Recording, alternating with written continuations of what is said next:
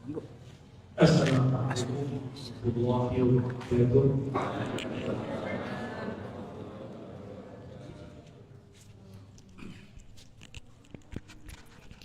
Alhamdulillah rabbil alamin. Inti pasang. Hamdal hamidin, hamdal mustaghfirin, hamdan yuwafi ni'amahu wa yukafi'u mazidah. Asyhadu an la ilaha illallah wa asyhadu anna Muhammadan abduhu wa rasuluh. Allahumma salli wa sallim wa barik ala sayyidil wujud, sayyidil qaunain, sayyidina Ahmad, sayyidina Muhammad wa ala alihi wal mahdi khalifatihi wa sallim. Pak Kiai yang kami cintai, kami hormati, Bu Nyai, para muallim, muallimat. Ini lagi musim libur Pak Kiai ya? Alhamdulillah. Saya beruntung ketemu dengan murid Mbah Yai As'ad. Beliau ini salah satu pemegang sanad Mbah Yai As'ad. Mbah Yai As'ad ini salah satu wali di tanah Jawa ya. Beliau itu Madura apa Jawa? Madura Jawa. Madura swasta. Ya. Kalau Pak Yai Madura pindah ke Balikpapan. Al-Maduri. Kalau bahasa Arab gimana? Al-Balikbabani.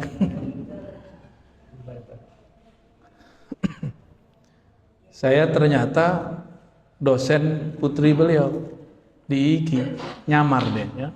Gak ketahuan ternyata ada pesantren di Balikpapan ya. Dan jadi pembimbing skripsinya lagi ya. Alhamdulillah rabbil alamin. Tamat tahun berapa Aisyah? 2020, generasi awal corona.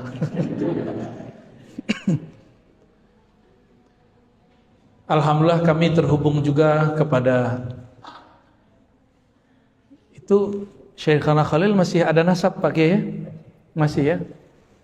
Insyaallah kami pekan depan akan ziarah ke masjid beliau Syekhana Khalil pekan depan ya. Jadi habis dari sini saya ke Jawa Timur, ke Tuban, ke katanya sih Kampung Wali, terus langsung ke Madura insyaallah. Mohon izin dari zuriat beliau nih ya. Baik. Kita terhubung melalui jalur guru kami Syekhana Ali Mustafa Yaqub. Beliau murid dari Mbah Idris Kamali Al-Cirabani, mantu dari Hadratus Syekh Hasyim Asy'ari. Sebagaimana maklum, Hadratus Syekh Hasyim Asy'ari dulu ngaji bersuluk kepada Al-Wali bila syak, bila niza' Syekhana Khalil. Kalimat ini bukan kalimat saya, tapi kalimat dari guru beliau di Mekah, Syekh Muhammad Yasin Al-Fadani. Kata Syekh Muhammad Yasin Al-Fadani, Syekhana Khalil waliullah bila niza'. Waliullah bila niza'. Itu Syekhana Khalil. Berarti Pak Yai keturunan keberapa nih Pak Yai?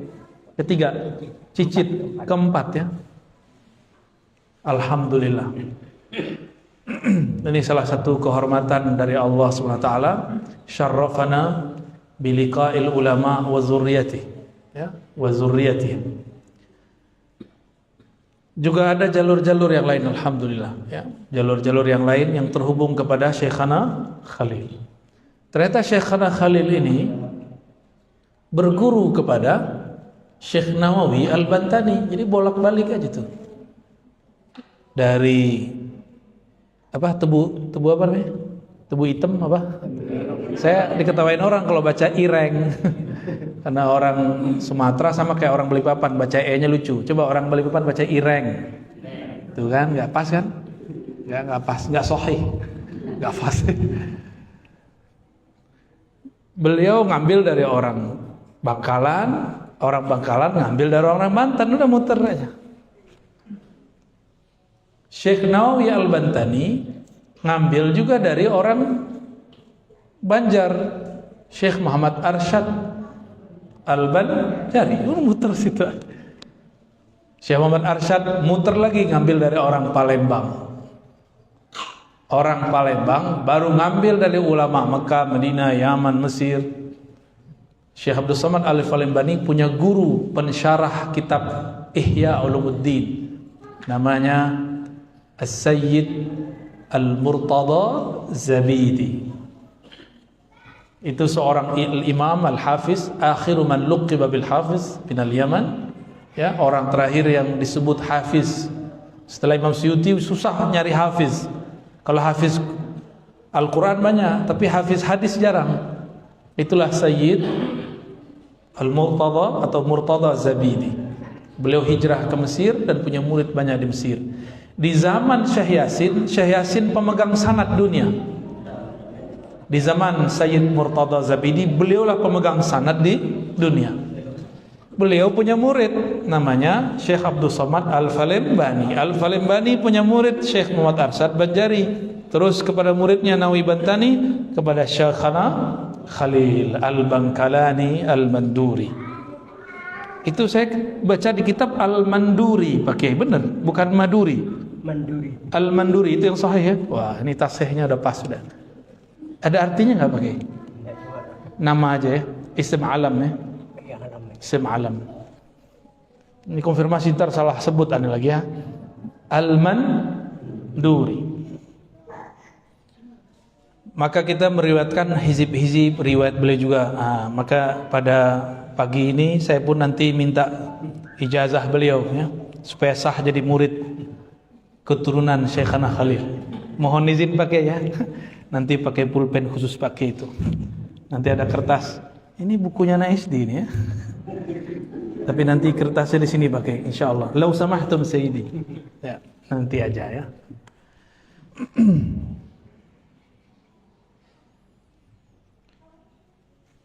Negeri ini, Indonesia khususnya, Nusantara secara umum, diberkahi dengan adanya ulama-ulama ahlullah. Mereka lah yang disebut paku-paku bumi. Paku itu bahasa Arab, bukan paku yang itu tuh, bukan. Paku itu bahasa lama, artinya kutub. Ilmu ini masuk bahkan sampai ke keraton-keraton di Jogja, di Solo. Maka di Solo rajanya, sultannya disebut Paku Buwana, Paku Buwono. Buwono alam, Paku Kutbul alam. Jadi itu pengaruh dari ajaran wali-wali Allah. Maka yang mengislamkan negeri ini dulu itu wali-wali Allah, bertarikat sufi, berakidah Asy'ari, bermazhab Syafi'i. Hari ini muncul kelompok pendatang-pendatang baru, mereka hendak membatalkan ini semua. Dan kita bersyukur pagar-pagar Ahlus Sunnah, benteng-benteng Ahlus Sunnah masih banyak. Inilah pesantren ini bentengnya. Benteng jangan dibayangkan ya besi-besi, tembok-tembok, bukan. Temboknya itu kitab. Yang megang kitab itulah panglima-panglimanya. Mereka lah yang memperjuangkan akidah Ahlus Sunnah. Dan saya kaget ternyata Pak Kiai ketua Rais ya, Haji. Ini keberkahan dari Allah Subhanahu wa taala. Itu keturunannya berat tuh ya. Mikirin, waduh, gelar Pak Kiai besar sekali ya. Gimana cara mikulnya ya. Ini saya baru nyebutkan silsilah ilmu. Baru beberapa silsilah ilmu. Bahwa ilmunya orang-orang kita dahulu bersambung kepada ulama-ulama di Makkah, di Madinah. Tadi saya sebut siapa? Syekh Abdul Somad Al-Falembani. Beliau lama di Madinah. Maka nama beliau belakangnya ada Al-Madani, Al-Falembani. Beliau juga lama di Mekah, maka disebut Al-Madani Al-Makki Al-Falembani. Syekhana Khalil juga lama di Mekah, maka beliau sebenarnya berhak dikasih nisbah belakangnya Al-Makki. Beliau talaki lama kepada Al-Alim, Al-Allama, Al-Kabir, Al-Kutub Al-Syahir, Al-Mufassir Sayyidi Syekh Muhammad bin Umar ya namanya, bin Arabi atau Syekh Nawawi Al-Bantani. Benar namanya pakai Muhammad ya.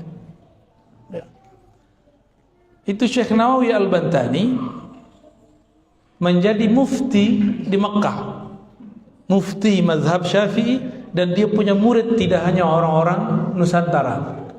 Oleh karena itu beliau kalau nulis kitab nggak pernah pakai bahasa Melayu atau bahasa Banten, selalu pakai bahasa Arab. Jadi kalau mau tahu seorang syekh ini muridnya siapa aja, lihat kitabnya pakai bahasa apa. Karena beliau nulis buku untuk muridnya berbahasa apa. Syekh Abdul Somad Al-Falimbani nulis dalam dua bahasa, kadang Arab, kadang Melayu. Karena terakhir beliau pulang ke negerinya dan pindah ke Patani. Karomahnya mirip-mirip seperti Yai As'ad. Mbah Yai As'ad itu Masya Allah ya, mau ilmu apa aja ada ya. Debus bisa ya. Itu pakai hizib-hizib aja, pakai doa-doa aja sama beliau itu. Nah, dulu itu sanadnya ke Syekh Abdul Somad Falimbani itu salah satunya. Syekh Abdul Somad Falimbani itu ditembak nggak mati-mati, ditembak nggak mati-mati. Ditunggulah waktu beliau lengah, nggak tahu siapa yang melakukan. Ketika beliau sampai di Patani, dipisahkan kepalanya dari badannya. Jadi nggak bisa ditembak, bisa cuma digorok. Maka miriplah kisah beliau dengan Sayyidina Al-Husain.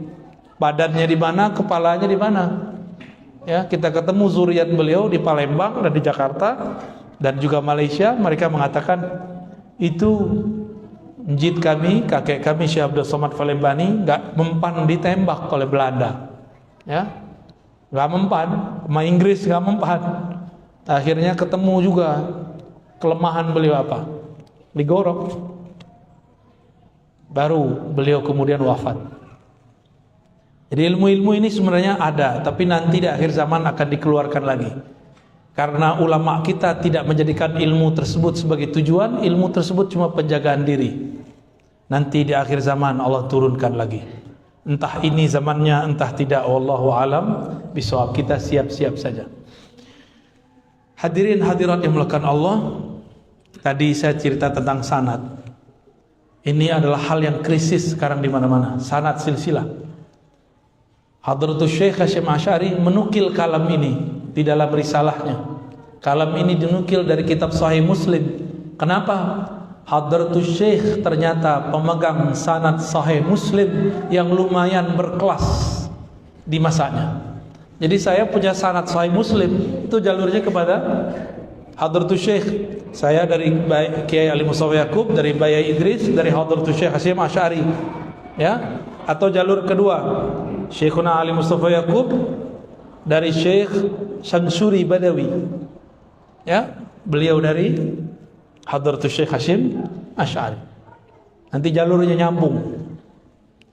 Karena beliau ini suka khataman, bahkan kalaupun nggak lihat kitabnya itu bisa baca. Jadi kalau ada orang baca, beliau tahu di mana salahnya. Salah satu riwayat yang dituliskan di Muqaddimah Sahih Muslim, al-isnadu minad-din. Bersanad, bersilsilah, berguru adalah separuh beragama. Maka boleh kita sebut gurumu mempengaruhi cara beragamamu. Kenapa hari ini ada orang ekstrim? Kenapa hari ini anak muda baru belajar agama sudah berani nyalah-nyalahin Pak Kiai yang sudah lama belajar agama? Karena dia dapat guru suka menyalah-nyalahkan. Jadi jangan sembarangan punya guru, betul-betul harus selektif berguru. Maka untuk berguru jangan cuma ikut-ikutan, untuk berguru perlu istikharah.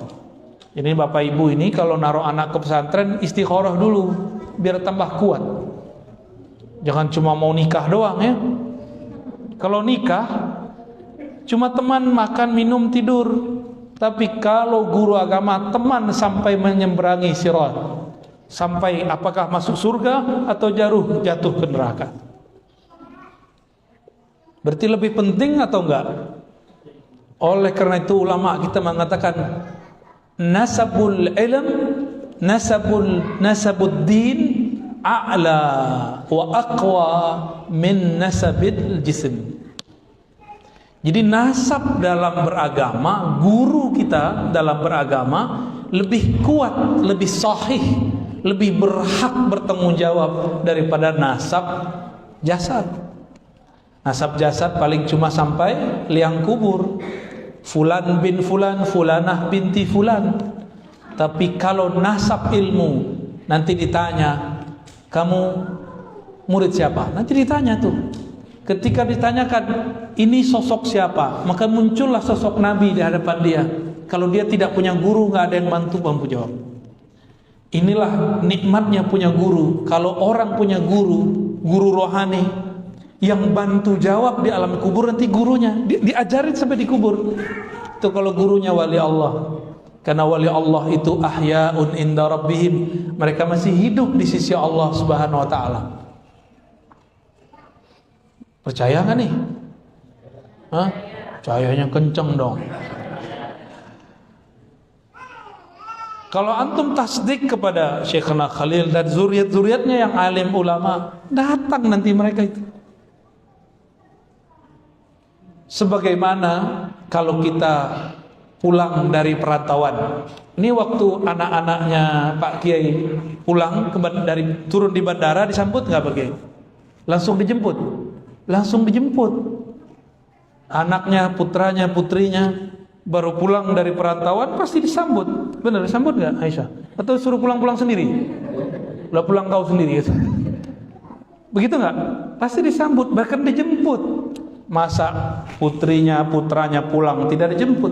Walaupun bisa pulang naik Grab, naik ojek, bisa pulang jalan kaki, berenang, tapi tetap dijemput. Kenapa? Anakku. Karena ini perjalanan dunia yang menjemput tubuh fisik. Gak cukup pakai doa. Saya jemput pakai doa, gak cukup. Al-Fatihah gak cukup. Kalau sudah masuk ke alam sana, bukan tubuh ini yang berkuasa, bukan ayah kita. Kalau ayah kita bukan seorang wali Allah, gak bisa dia jemput. Tapi jika dia seorang wali Allah, kekasih Allah, murid dari wali Allah, kalau dia nggak wali, gurunya wali, kan bisa nebeng. Pak Yai, itu murid saya butuh syafaat. Engkau kan tahu jalan menuju Rasulullah, mohon mintakan doa. Pak Kiainya ACC tanda tangan, ya, langsung. Maka nanti ada 3 makomat di alam kubur itu. Ada yang dijemput malaikat. Itu orang soleh biasa.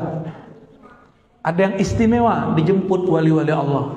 Ada yang khawasul khawas, teristimewa, langsung Sayyidina Nabi SAW yang jemput dia.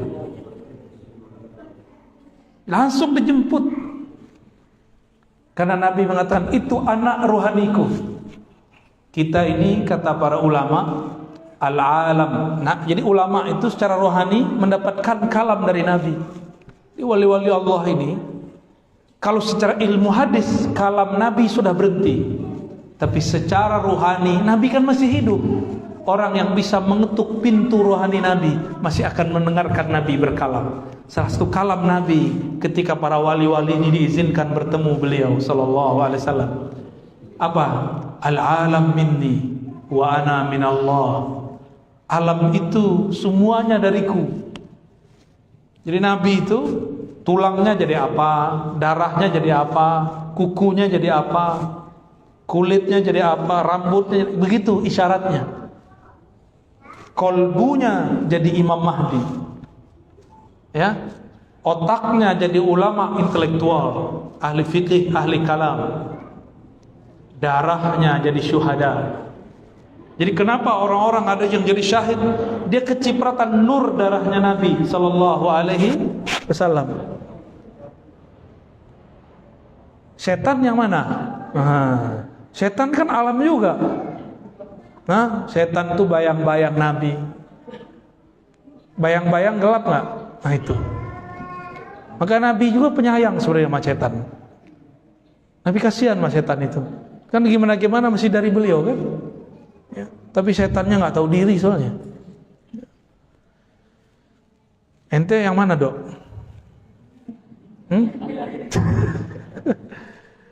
Ada yang dari punggungnya Nabi, ada yang dari tangannya Nabi. Itu sahabat-sahabat Nabi yang 4 tuh dari tangannya Rasulullah itu. Nur tangannya beliau jadi sahabat. Ada yang jadi tangan, ada yang nur kakinya. Maka 4 kan? 2, benar gak? 4 jadinya. Itu rahasia semua. Nabi Muhammad ulul azmi, ada 4 Nabi ulul azmi lain. Itu semua sama. Karena tidak ada lagi Nabi setelah Nabi Muhammad, maka Abu Bakar tidak angkat jadi Nabi.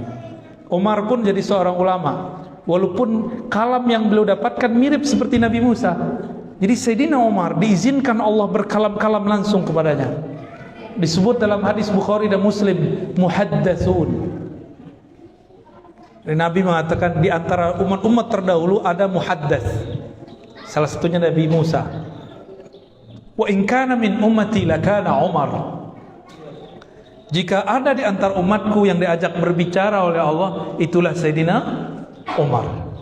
Sayyidina Umar itu yang berjasa membedakan kita nih sama ibu-ibu pakai hijab, ya. Itu jilbab atau hijab itu karena berkah hasil dialog Sayyidina Umar.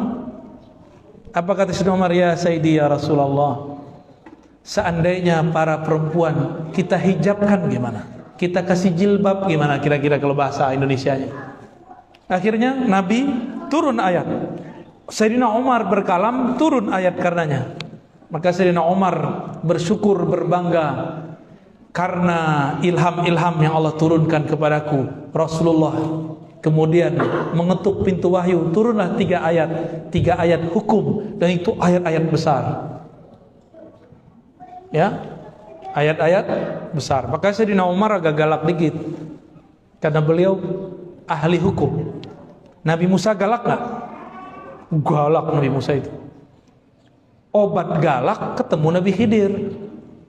Gitu. Jadi orang-orang galak nih, orang-orang keras beragama mesti ketemu Nabiullah Khidir. Kalau enggak dia nggak akan lembut. Dia kasar terus, keras terus. Jadi hati-hati, kadang-kadang yang nanya itu bukan orang biasa. Kadang-kadang dia diilhami, dibisikin Nabiullah Khidir itu. Ngetes kita kasar, keras atau tidak. Ngajarnya lembut atau nyiksa, ya. Ini zaman bukan lagi zaman persekusi, zaman-zaman mukul-mukul. Udah nggak ada kan? Udah nggak ada ya? Pak Kiai udah nggak ada kan? Guru-guru mukul-mukul udah nggak ada. Zaman kita dulu cuma salah baca alif sama nggak alif, rotan melayang di punggung, langsung jadi kayak X-Men tapi dari belakang, silang tuh, cium cium. Orang tua lihat kenapa punggung Muna? Oh ada X, malah disayang-sayangin. Oh, bagus. Kalau sekarang orang tua kalau ngelihat anaknya dipukul sama guru gimana? Lapor polisi. Orang tua kurang ajar. Saya kalau punya santri begitu, saya pulangkan. Pak, ini anakmu, urus sendiri, ajar sendiri. Ya, pulangin aja. Ngapain kita nggak butuh santri kok? Santri butuh kita. Ya. Dia kan nggak bisa baca kitab, nggak ngerti hukum Islam, nggak kenal Allah dan Rasulnya. Para kiai, para ustadz perijazah ilmunya. Seandainya pun mereka nih sesat, itu syafaat ada pada diri mereka karena masih punya guru. Gurunya nanti yang kemudian doa, ya Allah, ini masih umat Nabi-Mu, dia bersanad, dia pernah berguru kepadaku, diselamatin sama Allah. Enggak di dunia, di barzakh, enggak di barzakh, di padang mahsyar, enggak di padang mahsyar, mizan, enggak juga udah masuk penjara diselamatin, penjara neraka. Mau syafaat yang mana? Dari dunia dulu dong. Jangan minta syafaatnya nanti udah masuk neraka duluan, gosong. Ya. Begitu guru itu tanggung jawab sama murid.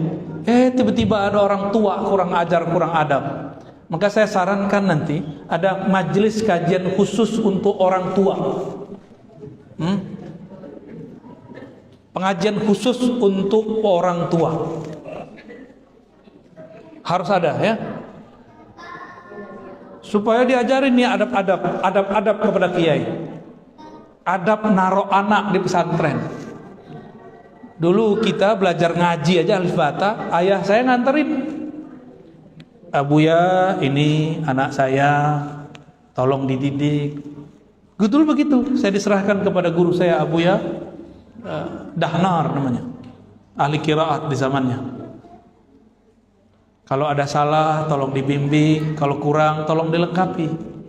Jabat tangan itu. Bahkan di sana itu pakai simbol, pakai beras, pakai kain kafan. Itu simbol tuh, simbol-simbol aja. Bawa beras, bawa pisang, bawa duit dikit, syarat aja. Dikasih.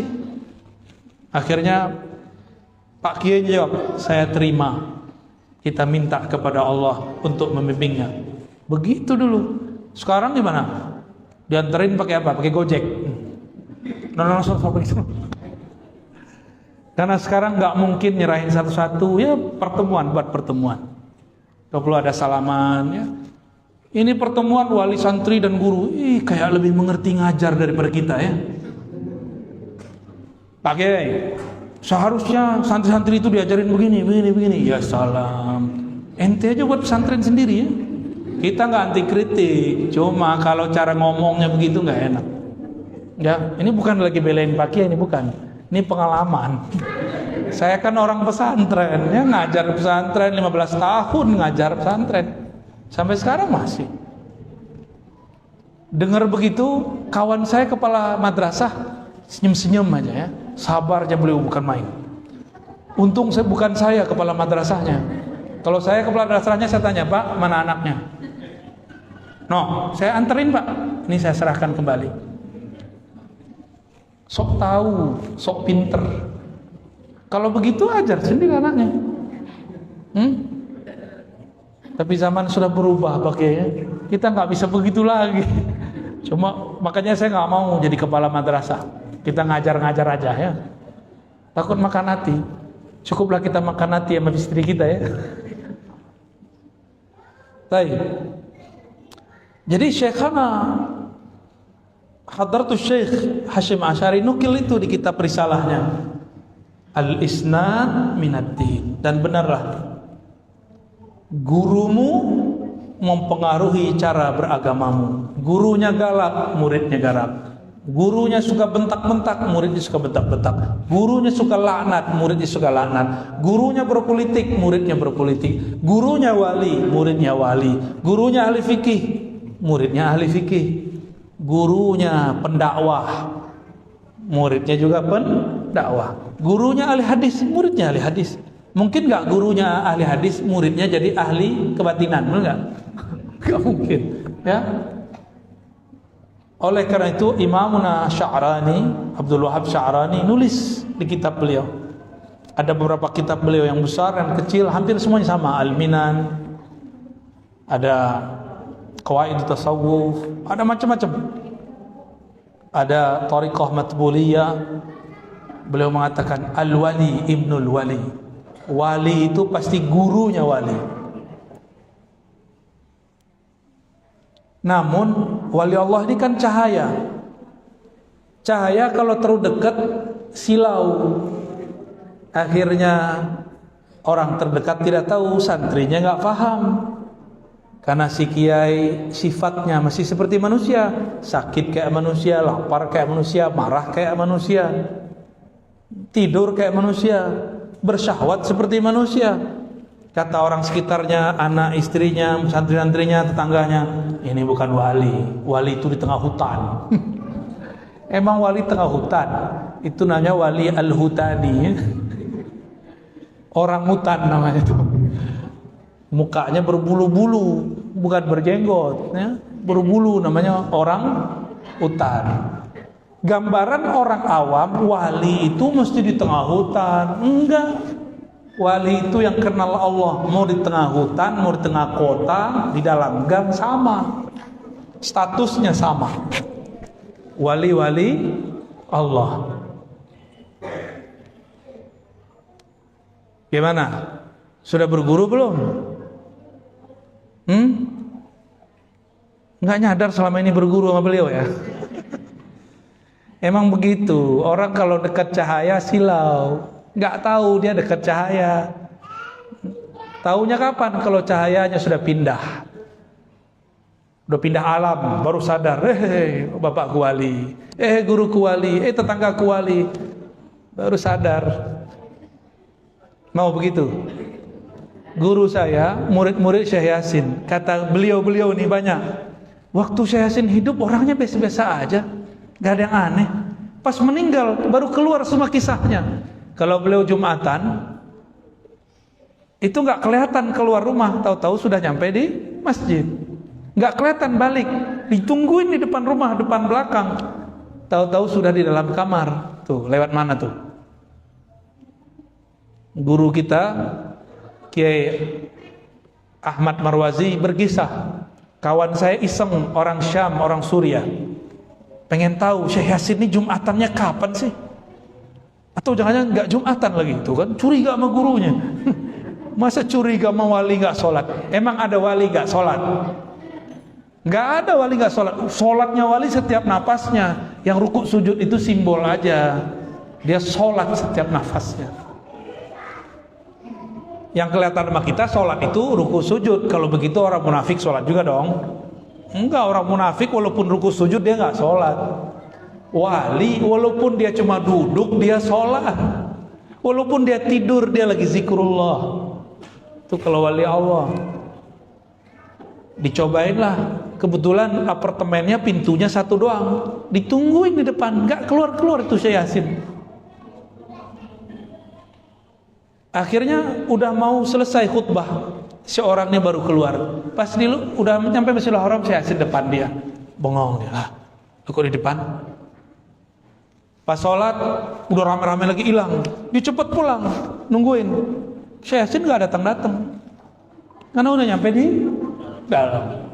Baru sadar setelah beliau wafat, inna lillahi wa inna ilaihi rajiun. Akhirnya nangis-nangis, ya Allah, guru kita meninggal, saya belum sempat ngaji. Ya salam, ya waktu hidup ditelantarin ya. Maka berguru kepada orang bersanad itu nikmat. Hal yang berat terasa ringan. Guru Muhammad Jailani, ya, Kiai Haji Muhammad Jailani yang pesantren Banjari, itu berkisah kepada kita juga. Kami ngaji kepada gurunya guru beliau juga nih, Syekh Ismail, ya, Ismail Zaid ya. Syekh Ismail nih karomahnya bisa memahamkan baca kitab tanpa perlu menjelaskan. Kiai Muhammad Jailani mengisahkan bahwa ada beberapa murid nggak ngerti baca kitab, terus bawa kitab ke beliau. Apa kata beliau? Syekh Ismail Zaid, dah ikra, baca yang tadi dia berhari-hari nggak paham, baca doang paham depan Syekh Ismail Zaid. Jadi cukup mandang beliau langsung kebuka ilmunya. Itu karomah. Jadi karomah itu nggak mesti jalan di atas air. Karomah yang tertinggi itu orang jahil jadi alim, orang otaknya gelap jadi bercahaya. Itu yang disebut karomah tertinggi. Karena Allah mengatakan yarfa'illahu alladhina amanu minkum walladhina utul ilma darajat. Orang beriman, orang yang diberi ilmu diberikan darajat. Darajat itulah karomah hakiki. Jadi karomah hakiki bukanlah bisa kebal, itu biasa. Guru beliau Mbah Yai As'ad Situbondo, kalau kebal apa segala macam itu cuma mainan. Ilmu beliau aslinya bukan itu. Aslinya beliau ilmu ma'rifatullah. Karena kenal kepada yang maha sakti, maka wirid apa aja jadi sakti. Tapi kalau belum kenal sama yang maha sakti, puasa 3 tahun juga gak sakti-sakti. Pilih mana? Hah? Kenal yang maha sakti atau jadi orang sakti? Kenal aja ya. Nah itulah beliau Maulana Syekh As'ad. Nama lengkap beliau As'ad apa pakai? As'ad Syamsul Arifin. Udah sesuai namanya, Syamsul Arifin, pelita ahli makrifat. Orang taunya kan beliau pelita orang-orang sakti. Itu hijab namanya. Jadi wali itu nutupin kewaliannya dengan macam-macam. Ada yang nutupinnya dengan kesaktian, ada yang nutupinnya dengan kelemahan. Sehingga orang mengira, masa saya wali? Orang aja sakit-sakitan. Guru saya Abuya Hasan Basri, setiap kami datang sakit. Setiap kami datang sakit. Sampai orang mengatakan, kita ini belajar debus sakti semua. Ini guru kita ini batuk aja nggak bisa ngobatin gitu. Itu banyak yang belot. Itu yang belot-belot dulu, sekarang nggak beres zikirnya. Serius, wallahi. Yang dulu mengatakan, Buya Hasan Basri terhijab. Hijabnya apa? Baca kitab tuh. Kurang ajar gak murid ngomong, guruku terhijab karena baca kitab. Saya dengar langsung itu, bukan 1-2 murid, banyak murid. Waktu itu saya masih kecil, umur 12-13 tahun. Umur saya 15 beliau wafat. Jadi cuma ngaji 3 tahun sama beliau. Apa kata salah satu kawan saya? Abuya Hasan Basri guru kita tuh, dia ngomong guru kita. Nggak lebih sakti daripada guru yang ini. Kewaliannya terhijab. Dia orang terhijab oleh baca kitabnya. Banyak sekali yang ngomong begitu. Hadirin hadirat maka Allah, kapan ilmu menghijab? Kapan zikir menghijab? Kalau ilmu dan zikir membuat dia merasa dirinya sesuatu. Contoh nih, saya habis ngaji dapat sanad dari Pak Kiai. Terus saya bilang, sanad saya lebih tinggi dari ente. Itu jadi hijab langsung tuh. Saya merasa saya doktor. Itu jadi hijab. Saya merasa saya dapat ijazah ini, ijazah itu, bisa baca kitab ini, hafal kitab ini, itu jadi hijab. Merasanya itu yang jadi hijab. Ilmunya bukan hijab. Ilmu itu adalah hijab paling tipis antara kita dan Allah. Kenapa? Al-ilmu sifatun min sifatillah. Benar. Ilmu itu adalah salah satu sifat Allah. Siapa orang yang berilmu, jarak dia dengan Allah cuma al-ilmu, satu hijab doang. Tapi dalam ilmu itu ada lagi lapisan hijab 70.000. Namanya hijab cahaya. Jadi satu bab hijab itu ada tirai-tirai penghalang. Ini yang membuat kemudian orang nggak ketemu-ketemu. Itulah juga yang membuat murid-murid nggak sadar gurunya adalah seorang kekasih Allah. Itu juga yang membuat seorang anak, seorang istri, seorang saudara, tetangga nggak sadar kalau orang-orang yang dia dekati, guru-gurunya itu adalah kekasih-kasih Allah. Bahkan kadang-kadang si kiainya nggak sadar kalau dia kekasih Allah. Maka wali ini ada 3. Ada wali am, wali umum. Itu semua orang beriman wali umum.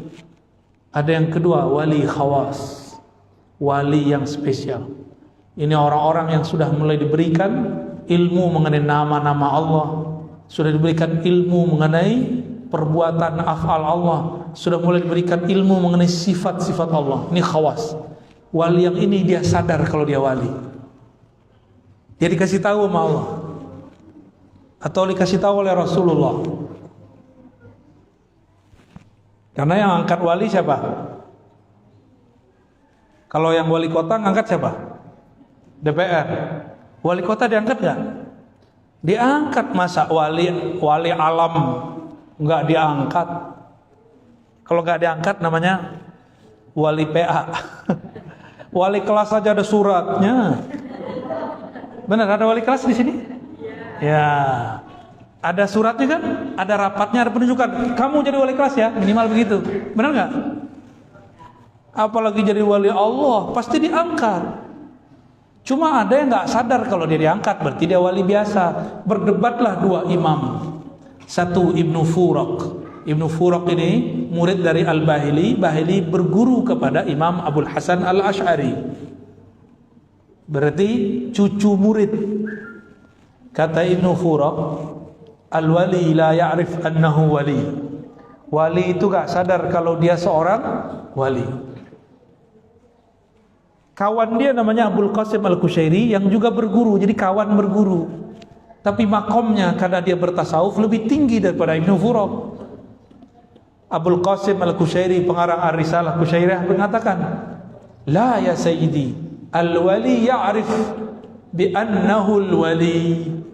Kekasih Allah, wali Allah sadar kalau dia seorang wali. Dia dikasih tahu oleh Sang Maha Wali, Allah Subhanahu wa Ta'ala. Dua orang ini dua-duanya benar. Ibnu Furaq lagi ngomong wali am, Imam Kusyairi lagi ngomong wali khas. Ada wali khawasul khawas, ilmunya sudah sampai kepada ujung sifat Allah yang tak terbatas itu, dan masuk kepada babnya, bab tentang ma'rifatu zatillah. Ya, itu di akhir zaman banyak tuh nanti. Kalau dulu-dulu yang terkenal kan Syekh Abdul Qadir Jilani, Imam Sayyid Ahmad Ar-Rifai, Muhammad bin Abdul Karim Sammani. Ya, itu yang dulu-dulu. Abu Yazid Al-Bustami, Junaid Al-Baghdadi, Al-Hallaj Ash-Shibli, qaddasallahu asrarahum. Itu wali-wali Allah zaman dulu, ya. Pertanyaannya, bagaimana caranya jadi wali? Mau nggak jadi wali? Ya, ini hasil diskusi dengan wali-wali, ya. Wali murid, wali kota, wali murid. Nah, kita turunin dikit deh. Wali murid, wali kelas, wali kelas. Wali kelas mungkin nggak orang nggak sekolah. Berarti dia jadi wali kelas karena dia punya ilmu, benar? Dan dia mengerti persoalan murid. Dia bertanggung jawab terhadap murid-murid. Dia mengenal persoalan yang ada di situ. Maka seorang wali Allah itu, ada wali yang memegang asma, nama. Ada wali yang memegang af'al, perbuatan Allah. Ada wali yang memegang sifatullah. Nanti di akhir zaman, mungkin zaman ini sudah, wali yang menguasai ilmu ma'rifatu zatillah. Ma'rifat zat bukan memikirkan zat, ma'rifat itu beda. Orang kenal nggak perlu mikir. Coba kalau saya kenal beliau kan saya nggak perlu pikir-pikirkan beliau ini siapa kan. Cukup kita pandang, kita dengarkan, terus kan selesai. Jadi antum kalau ngelihat saya kan nggak perlu mikir-pikirin. Ar-Razi itu kan nggak perlu kan? Ya nggak sama. Orang kalau udah kenal nggak perlu mikir. Tapi kalau belum kenal, kamu kenal nggak Syanu?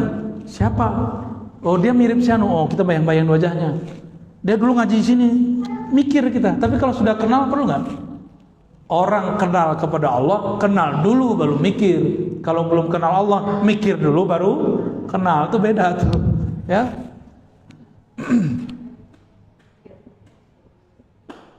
Cara menjadi kekasih Allah sangat mudah. Fa'lam annahu la ilaha illallah wastaghfir li dzanbik, sampai akhir hadis. Sampai akhir ayat surat Muhammad ayat 19. Maka fa'lam, al-ilmu dalam bahasa Arab itu al-idrak at-tam, la yadkhuluhu syak wala raib. Maka berilmulah engkau, ilmuilah mengenai la ilaha illallah. Apa itu ilmu dalam bahasa Arab? Al-ilmu itu idrak at-tam, pengetahuan yang cukup mengenai apa? Mengenai la ilaha illallah tanpa ada syak. Jadi pintu jadi wali Allah masuknya lewat la ilaha.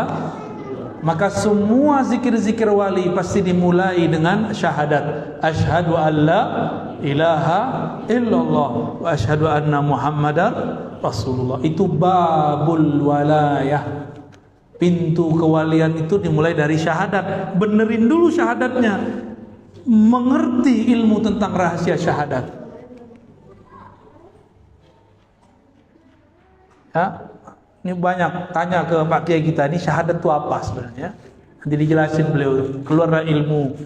Ya, Mbak Yai As'ad nanti itu, insya Allah. Ada beberapa ulama itu kalau nggak ditanya nggak jawab, diem aja ya. Banyak. Ada ulama yang dia maksa muridnya, sini kamu. Enak tuh jadi murid begitu, dipaksa jadi wali ya. Tapi kalau yang diam berarti ada mutiara yang sedang dia sembunyikan.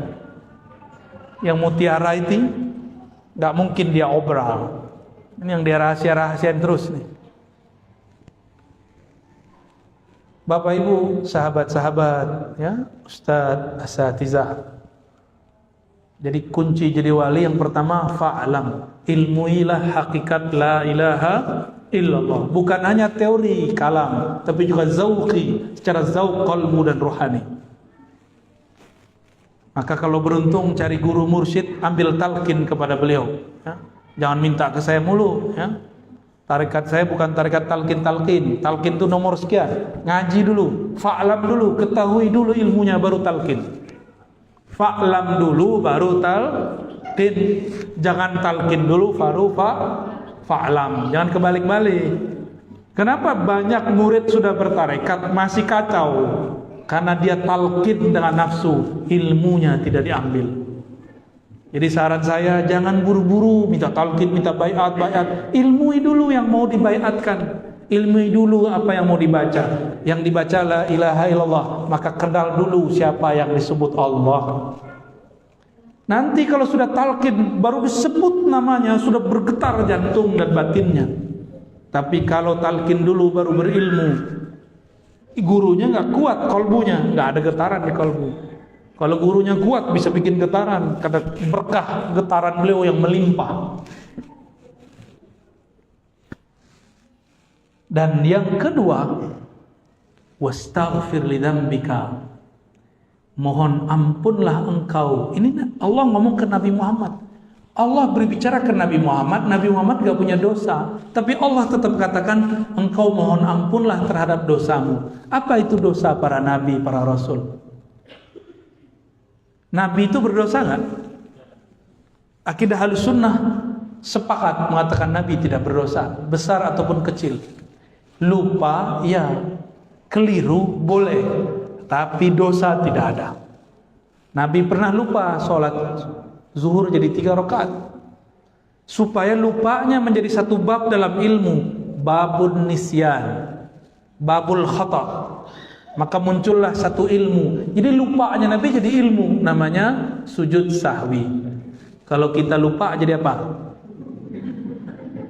Enggak jadi ilmu ya? Enggak. Kalau kita lupa, kalau guru lupa jadi berkah bagi murid. Alhamdulillah nama saya enggak dipanggil. Guru aja lupa, itu berkah bagi murid. Apalagi kalau Nabi yang lupa. Maka nisyanun Nabi kamalun li ummati wa rahmatun lahum. Kalau Nabi itu lupa, lupanya rahmat, lupanya kesempurnaan bagi umatnya. Nisyanul alim, lupanya orang alim, rukhsatun lil muridin. Rukhsah bagi murid-murid. Tapi jangan doain gurunya lupa terus, ntar gak bisa ngajar.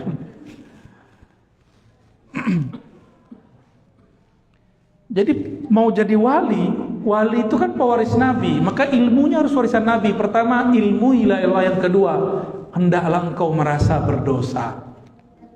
Maka Nabi itu walaupun tidak ada dosa, tapi beliau merasa berdosa. Nah, kita ini banyak dosa tapi merasa tak berdosa. Coba aja lihat di sekolah, di pesantren terjadi pergesekan. Ketika kemudian kita fasilitasi mediasi, yang ini ngomong, aku nggak salah kok, yang satu, aku nggak merasa salah, padahal itu ustazah itu, bener kan? Ya, paham sendirilah. Kita lama hidup di pesantren, memang begitu ya. Pakai dalil tuh. Ajib tuh kalau ustazah tengkar, dalil keluar semua, alfiah aja dibaca. Kisah Ibnu Malik dengan Nawawi itu dibaca tuh. Kau nih suul adab. Ibnu Malik nyindir Nawawi. Nawawi ini belum pantas muncul, di-cut dulu sama Ibnu Malik. Kau ini masih kecil dan muncul-muncul aja. Suul adab sama aneh gitu. Cari pembenaran, cari-cari di kitabnya. Bilangnya iri enggak? Kita ini enggak perlu iri sama orang kalau kita sudah tahu makom kita masing-masing. Allah enggak akan pernah salah menurunkan makomat. Allah tidak akan salah melihat ahwal. Allah tidak akan salah kirim ma'rifat, apalagi cuma kirim rezeki, nggak akan salah. Maka aneh jika ada ustadz mengerti ma'rifatullah tapi iri sama tetangganya, beli motor duluan, mobil duluan, beli rumah duluan, kawin satu lagi. Masa iri? Berarti dia salah memahami rezeki Allah.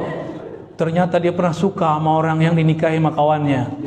Kata dia, kekasih yang tertukar. Kok ada ustadz begitu ya? Buahnya. Ada yang curhat di depan saya ya. Saya belum pernah kesini tapi kebaca. Baik. Jadi kalau ingin jadi wali Allah, versi ayat ini, hendaklah engkau memunculkan bahwa rasa engkau berdosa. Lalu Nabi ini dosanya apa? Ternyata dosa Nabi bukanlah maling, bukanlah zina, bukanlah korupsi. Bukan. Dosanya Nabi adalah merasa berdosa karena kurang adab, kurang syukur. Dua itu aja. Jadi nabi-nabi itu seperti Nabi Muhammad SAW, ketika beliau keluar dari tempat buang air, apa kata beliau? Ghufranak. Ghufranak ini kan bahasa Arab aneh nih. Kok dia satu-satunya jumlah kalimat cuma dua, ghufran dan ka. Tapi kok mansub? Mansub kan?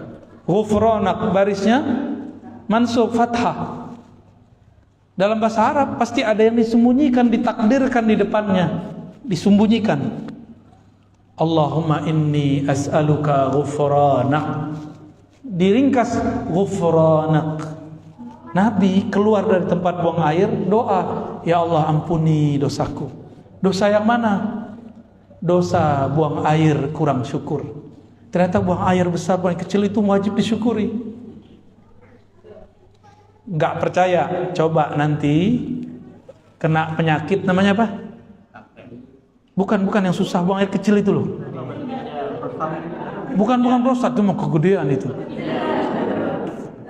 Ada orang mau buang air kecil nggak bisa keluar batu ginjal. Usus buntu lah, salah. Anyang-anyangan. Iya, itu bahasa kampung gitu ya. Jangan pakai bahasa Belanda mula.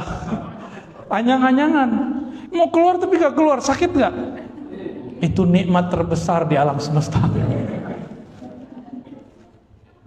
Nikmat paling besar. Maka kalau minum baca bismillah. Supaya keluarnya alhamdulillah. Orang malam pertama aja bismillah. Ya. Malam kedua lupa. Maaf yang jomblo ya. Kamu masih jomblo gak? Jomblo abis sama depan saya ya. Karena kita dulu waktu jomblo abis juga depan kiai kita ya. Penasaran gimana sih caranya menghancurkan kejombloan. Halas ya? Ya. Jadi biar jadi kekasih Allah gimana? Pertama, ilmui la ilaha illallah, mencakup ma'rifatul zat, ma'rifatul sifat, ma'rifatul af'al, ma'rifatul asma. Yang kedua, jadilah hamba. Jangan sok-sok jadi wali. Jangan sok suci. Merasalah dirimu berdosa meskipun kata orang kamu tidak berdosa. Apalagi kita ini banyak dosa. Ada hari ini yang belum berdosa? Tuh matanya, mata antum habis dosa kelihatan di sini. Ada yang tadi makan nggak baca bismillah. Secara ilmu fikih nggak dosa, tapi secara ilmu hakikat itu dosa besar yang ditumpuk-tumpuk setiap hari. Makan minum nggak baca doa, udah berapa kali antum numpuk? Dosa kecil, kesalahan adab kecil, kalau ditumpuk-tumpuk nanti lama-lama jadi bukit, lama-lama jadi gunung. Itu dosa besar. Jadi mau jadi wali aja bismillah lupa. Hah? Ya udah jadi wali murid aja deh. Ya, kalau jadi wali nikah, oh seru lagi tuh ya. Baik. Kira-kira itu yang dapat kita sampaikan. Mohon Pak Kiai ajizni bi asanidikum. Ya. Lau samahtu. Ajizni Maulana. Kita pengen dapat salamnya aja. Mau nggak pakai? Cool, ajiz. Ajastuka. Qabiltu. Allah SWT. Sudah sah jadi murid. Jangan salah paham, ini bukan qabiltu yang itu. Baik. Yang jomblo cemburu nanti ya. Ini bukan ankahtuka, bukan. Ini ajastuka. Cukup atau ada yang mau didiskusikan? Baik, fadal.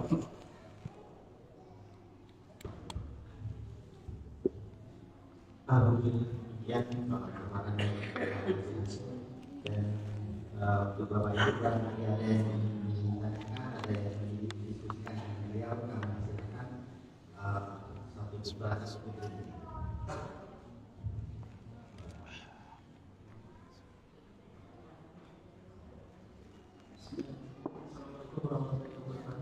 Assalamualaikum. Ini pakai ini. Saya tidak ingin bertanya sebenarnya, ini saya Konfirmasi. saya datang jauh dari pemerintah yang Masya Allah. ya sering nonton YouTube-nya Ustaz, sangat bagus sekali. Saya ingin minta satu amalan saja dari Ustaz yang bisa saya lakukan terus. Terima kasih. Assalamualaikum warahmatullahi wabarakatuh. Assalamualaikum. Ada? Dari ibu barangkali ada yang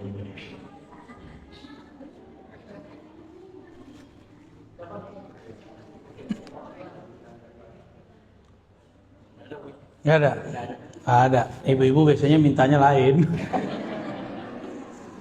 Ya. Malu. Apa amalan yang hendak diamalkan?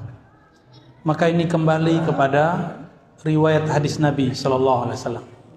Ketika seorang sahabat datang kepada beliau lalu mengatakan, wahai Rasulullah, ajaranmu sudah banyak, tolong kasih ringkasannya. Inna syara'il Islam qad kasurat alayya. Ya, sungguh telah banyak. Lalu ajarkan aku yang paling mudah.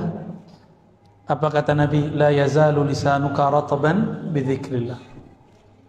Jadikan lisanmu selalu basah dalam zikrullah. Zikir ini ada macam-macam. Ada zikir jasad, dipakai lidah, pakai kepala dengan ruku sujud, lisan dengan menyebut. Ada zikir akal, tasdik, percaya. Ada zikir kolbu, menyebut nama Allah dalam kolbu. Ada lagi zikir ruh. Untuk antum dan semua yang hadir, kita kemarin mengijazahkan di pasir Najam ya, namanya zikir maqalid.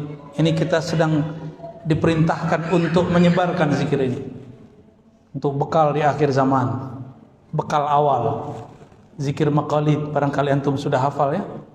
Pertama syahadat. Ini ringkasan dari wirid-wirid, ringkasan wiridul latif, ringkasan wirid-wirid ini dia. Syahadat. Kenapa bahar syahadat? Siapa tahu dalam satu nafas kita sebelumnya pernah kufur nikmat kepada Allah. Dalam satu teguk kita minum, satu suap kita makan, pernah lupa menyebut nama Allah. Maka wajib setiap zikir syahadat dulu. Ya.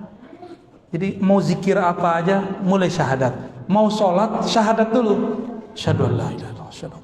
Baru niat. Karena orang kalau belum benar Islamnya, dia sholat, diterima nggak sholatnya? Orang belum syahadat, dia sholat, diterima nggak? Ya, Nabi kan ngomong di akhir zaman, pagi orang mukmin, sore dia kafir. Saya khawatir nih zamannya, zaman kita. Maka wajib setiap sebelum zikrullah syahadat. Ya, tolong diamalkan. Mau torikot apapun antum sebelumnya, masukkan syahadat di depan. Ya, sama, semua torikot itu kan zikir-zikir husnuzon kepada murid yang sudah muslim. Tapi kalau dia kufur waktu sorenya atau kufur di waktu paginya, disyahadatin lagi. Yang kedua, apa itu? Jumatan. Khotibnya perempuan. Yang kedua, kirim fatihah istighfar kepada Allah, minta ampun dosa lahir dan batin.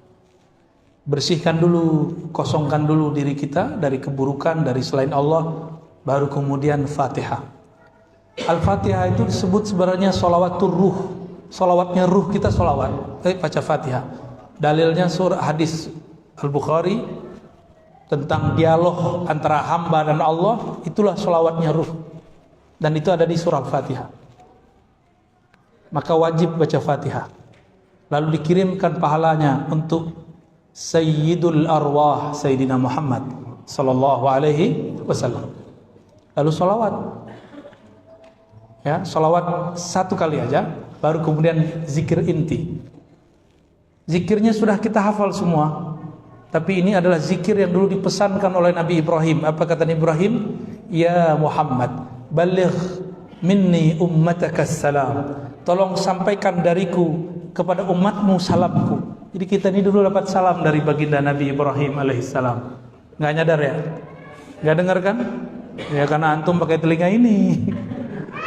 Itulah sebabnya kenapa kita kemudian mengucapkan salawat lalu kama sallaita ala Sayyidina Ibrahim, sebagaimana kau salawat dulu ke Nabi Ibrahim. Kata beliau, wahai Muhammad, sampaikan salam kepada umatmu dan beritahu mereka sorga itu subur, tapi belum ada pohonnya. Tanamilah pohonnya dengan kalimat ini. Subhanallah 100 kali ya. Alhamdulillah 100 kali. Terus Allahu Akbar 100 kali, la ilaha illallah 100 kali. Jangan kejar-kejar, nikmati bacanya. Jangan cuma menikmati baca Facebook. Nikmati ini kitabnya qalbu. Kitabnya qalbu zikrullah. Jadi kutubul qulub azkar wal aurat, al azkar wal aurat itu risalahnya qalbu. Kalau risalahnya ruh, ma'rifat dan asrar. Risalahnya akal, al isbat wan nafi. Itu beda-beda risalah. Terus la haula wala quwwata illa billah. La haula wala quwwata illa billah disebut kanzun min kunuzil jannah. Disebut juga investasi surga, juga 100 kali. Maka orang yang berzikir yang 4 tadi itu dia buat coupling di surga. 1 dia baca, dia dapat 10 coupling. Kalau dia baca 100 berarti dapat 1000. Dia baca pagi sore sudah. Jika itu dipakai semua, nanti kalau ketemu kawan-kawan yang tidak berzikir, mereka orang-orang yang masuk surga tapi minimalis. Tapi minimalis di surga 10 kali dunia. Udah ada yang pergi ke hotel termahal di Abu Dhabi, di Dubai. Saya aja belum, baru lihat doang. Masuk sebelum, nggak kuat kita ya. 1 kali masuk sama kayak beli mobil ya. Avanza kita habis sudah. 1 kali masuk mau ya. Kata Nabi, cukup kamu baca ini sekali sama dengan 10, 100 kali sama dengan 1000. Baik. Lalu Nabi Ibrahim punya zikir hasbunallah wa ni'mal wakil, baca 7 kali. Baru tutup lagi dengan salawat 100 kali, sallallahu ala Muhammad, atau salawat yang lain ya. Ini disebut dengan zikir maqalidis samawati wal ard. Disebut juga dengan zikir syajaratil jannah. Disebut juga dengan zikir buhul-buhul langit dan bumi. Disebut juga dengan zikir pohon-pohon surga ya. Sedangkan la haula wala itu adalah kunuz, perbendaharaan surga ya. Ajastukum jami'an ya. Bisa diulang? Istighfar dulu dong. Al-Fatihah kirim ke siapa? Dan silsilah sanad kita ya. Terus salawat sekali. Terus zikir, apa aja zikirnya masing-masing ya, jangan digabung satu-satu subhanallahnya ya. Terus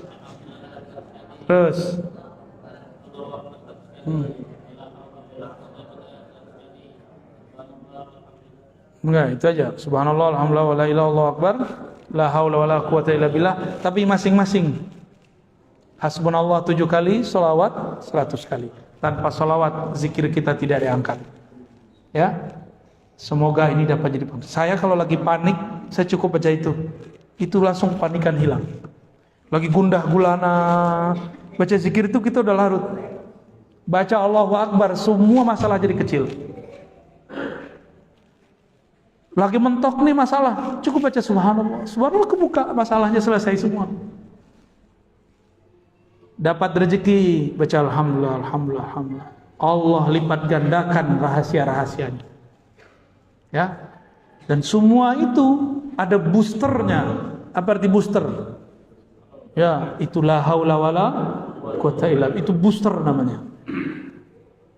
Dan hasbunallah, lalu salawat. Salawat itu tiket naik. Maka setiap amalan yang tidak dimulai syahadat, tidak ditutup salawat, atau tidak ada salawat, tidak diangkat. Atas dasar itulah dalam mazhab kita, mazhab Syafi'i, khutbah wajib ada salawatnya.